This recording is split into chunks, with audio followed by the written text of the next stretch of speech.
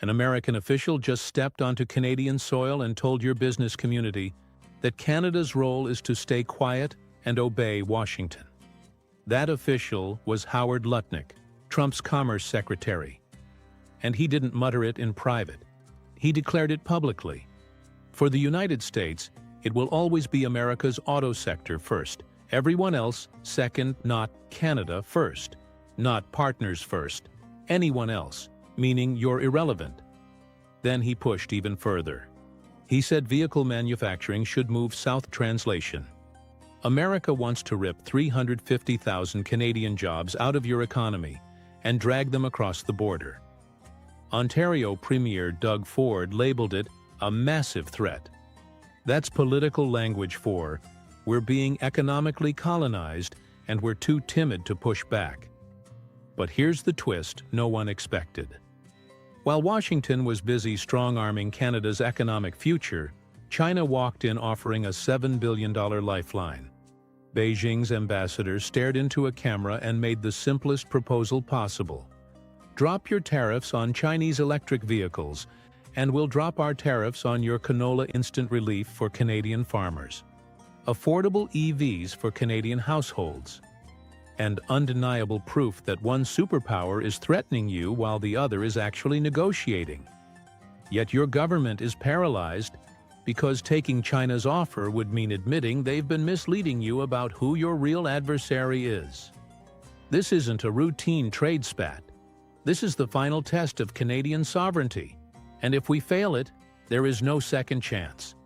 Stay with me, because in the next 13 minutes, I'm going to show you exactly how your leaders traded away your future to appease a foreign power that doesn't even respect you. Let's break down what really happened in that Toronto boardroom.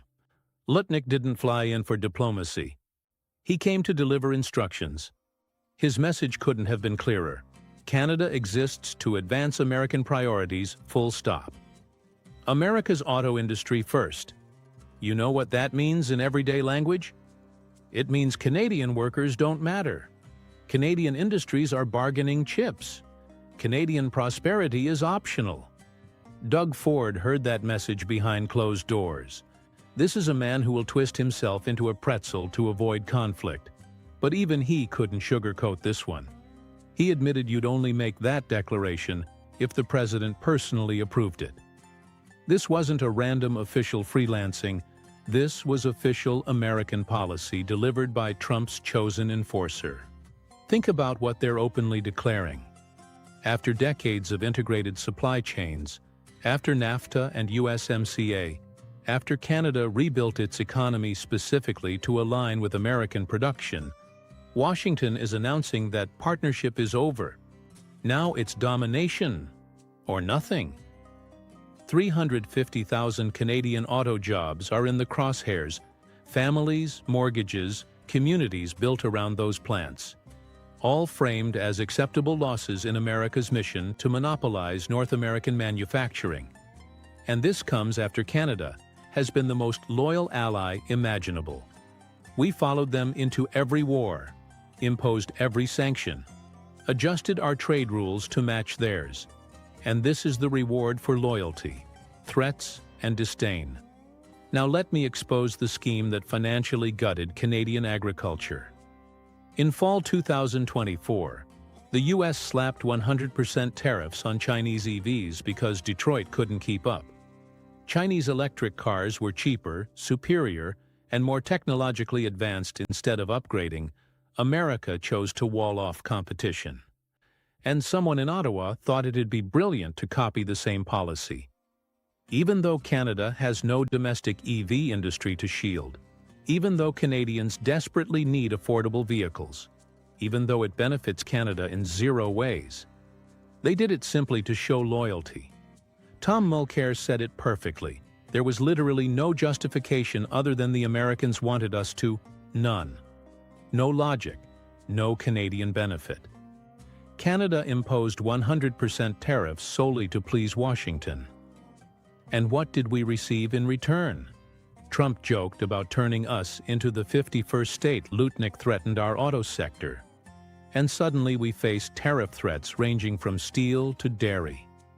But here's where it becomes unforgivable. China retaliated. Obviously. They hit Canadian canola. $7 billion in yearly trade evaporated.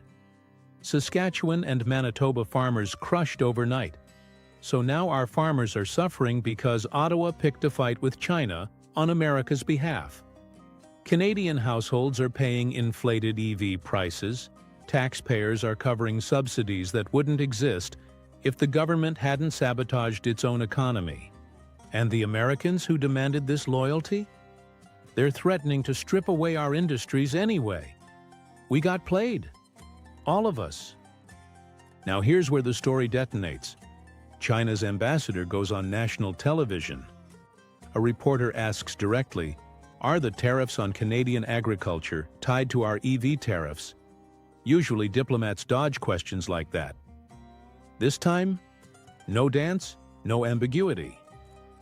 He said, if Canada removes its unjustified tariffs on Chinese products, China will respond in kind, remove EV tariffs, and China removes its tariffs on Canadian goods. Crystal clear. Drop the EV tariffs. Get $7 billion in canola trade back instantly. This is a straightforward business offer. Both sides win. Canadian farmers recover. Chinese manufacturers access Canadian customers. Everyone benefits. But Ottawa is frozen because accepting this would mean admitting that following Washington's orders was a catastrophic blunder. That the entire standing with allies story was a narrative created to justify economic self-harm. Let's compare the two offers. America says, sacrifice your trade with China, abandon your farmers, and we will still threaten your industries, because we only prioritize American workers. China says, remove your tariffs, and we'll remove ours. Let's do business. One country is bullying you. The other is bargaining with you. Which one is treating Canada like an equal nation? Here's the question Ottawa refuses to confront. Is Canada truly independent, or is it just an American economic outpost pretending to be sovereign? Because real nations make decisions based on their own needs. They weigh all proposals. They tell great powers, we'll do what benefits our people. Colonies take instructions. Colonies surrender prosperity for the empire. Colonies apologize for trying to act independently. Which one describes Canada today? For 70 years, Canadian policy was built on one belief. Whatever helps America helps us. That belief died in a Toronto meeting room. Trump's America doesn't practice partnership. It practices extraction. When Lutnick threatened Canadian jobs on Canadian territory, he wasn't making a mistake. He was showing you exactly how Washington views Canada. Not as a partner, as a resource. Your industries exist because America allows them to. Your economy survives at America's convenience. Meanwhile, China is treating Canada like an actual country. No threats, no commands, just, here's our proposal. Your move. The contrast is stunning. Let me lay out what Canada gains by accepting China's offer. $7 billion in exports restored instantly, prairie farmers rescued. Rural towns steadied. Taxpayer subsidies no longer required. Canadian families suddenly able to buy EVs for $30,000 to $40,000 instead of $60,000 and up. The difference between joining the clean energy shift or being locked out of it entirely. And here's the strategic opportunity Ottawa is completely missing. Invite Chinese EV companies to set up full manufacturing plants in Canada. Windsor, Oshawa, Quebec. Canadian workers, Canadian supply chains, Canadian oversight, Chinese investment. That's not selling out. That's building prosperity instead of setting it on fire. If Canada rejects the offer, farmers continue to bleed. $7 billion in trade stays dead. Subsidies keep draining taxpayers. Families remain stuck paying inflated EV prices. The green transition slows. Canada falls further behind, while other nations adopt affordable Chinese EVs. And the kicker? American threats don't stop. Even with total loyalty, Lutnick already proved that. The choice is obvious, unless you've been conditioned not to see it. Now let's address the programmed response. But China is authoritarian. We can't partner with them. Sure, China has human rights problems, real ones. But when did doing business with a country equal endorsing its politics? Canada sells weapons to Saudi Arabia, a monarchy that executes dissidents. We trade with Qatar, where forced labor exists. We deal with dozens of authoritarian states. But suddenly, trading with China requires moral panic and economic suicide? Why? Because people who profit from Canadian dependence on the U.S. have spent decades teaching you that economic ties with China are uniquely dangerous. It's a con. Trading with China doesn't mean supporting Xi Jinping. It means acknowledging reality. Prosperity requires engaging with the world as it exists.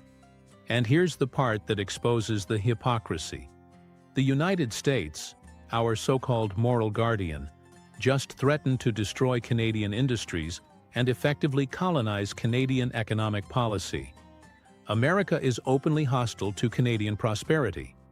China is offering a mutually beneficial deal. So when someone says Canada shouldn't work with China for moral reasons, ask them, why is surrendering to a hostile American government more ethical than trading with a Chinese government that isn't threatening us? The answer is simple. It's never been about morality. It's about control, keeping Canada dependent, weak, and obedient. While Canada clings to outdated thinking, the rest of the world is moving on. Europe quietly continues trading with China despite U.S. pressure. They're not choosing sides. They're choosing economic survival. Asian nations are integrating into Chinese supply chains because geography and economics matter more than American preferences. Everyone is learning that you can deal with both superpowers. You can balance them. You can act in your own interests. Everyone except Canada. Here's the number Canadians need to wake up to. In 2023, Canada traded $100 billion with China. That's 30% of what we trade with the U.S. China is our second largest trading partner, and we're destroying that relationship. Not because China attacked us, but because Washington demanded it. We're impoverishing ourselves on purpose to satisfy a foreign government that openly threatens us. If that's not a colonial mindset, what is? Here's what Canada should actually do. Accept China's offer immediately and publicly. Say clearly that Canada makes decisions based on Canadian interests. Announce that we're open for business with countries that treat us respectfully. Negotiate robust terms, immediate restoration of canola access, long-term guarantees, Chinese EV factories built in Canada under Canadian labor and environmental rules. Then face Washington and say, "You are welcome to compete, welcome to offer something better. But we are done following orders that hurt us while you insult and threaten us." Use China as leverage against the U.S. Use the U.S. as leverage against China. Make both powers court Canada instead of assuming they own us. This isn't choosing Beijing over Washington. This is choosing Canada above both. And if politicians are too scared to do that, they must explain why foreign approval matters more than Canadian prosperity. This is what the establishment fears most. If Canada takes China's deal and thrives, if we prove a middle power can assert independence and prosper, every ally watching will learn the same lesson. Australia, South Korea, much of Europe, they all face the same dilemma. Follow Washington into needless conflict with China even when it hurts them, or pursue autonomous economic interests if Canada shows it's possible to work with both giants without choosing sides. America's entire strategy falls apart, not militarily, but through irrelevance. The moment allies realize American threats are empty, and American promises unreliable. That's why this decision matters beyond Canada. We are the test case, the canary in the geopolitical coal mine. and how Canada responds will determine whether middle powers can stand independently or whether American dominance still dictates alignment. The coming months will reveal whether Canada is an actual nation or just an American protectorate with a maple leaf logo. If we reject China's offer and stick with Washington, despite Washington's open hostility, we are signaling that Canadian sovereignty is an illusion, that we are submissive, that we can be pushed around. Every future negotiation will begin with the assumption that Canada caves. But if Canada accepts the deal, everything changes. We demonstrate that middle powers don't have to choose between superpowers, that sovereignty is real, that a nation can act in its own economic interest without permission. And we send a message Washington should have heard decades ago. We are your neighbor, not your colony.